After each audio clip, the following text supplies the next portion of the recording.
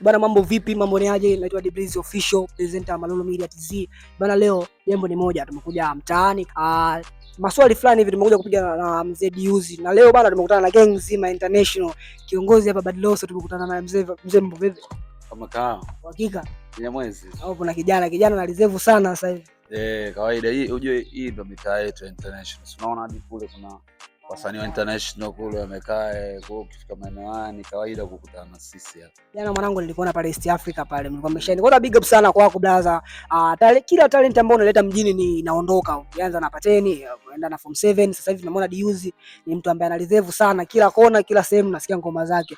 Big up sana. Kitu gani ambacho kiko appreciate ukaona vijana unaweza kusupport kwenye singeli na ukafikana kama ulivyo sasa hivi?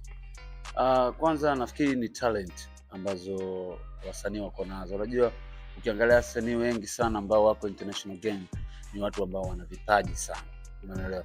Kwa sisi talent ndio kitu kikubwa sana kwetu. Baadaye wakishakuwa international game, nidhamu na namna ya kujibrand, muonekano nini kama unapoona, yani fresh. Yeah.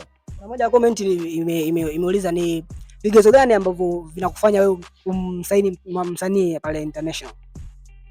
Kama nilivyosema, kwanza ni talent yake, lakini pili nikishapenda talent yake sasa nakuja kwenye swala la nidhamu, kwamba yeye ana uwezo wa kupokea mapokeo ambayo mimi nayahitaji. Kama nikimwambia bwana unatakiwa kuwa hivi, unatakiwa kuwa msafi muda wote, umeona, utaki kuzurura, unatakiwa kuwa na heshima na nini, anafuata hivyo vitu.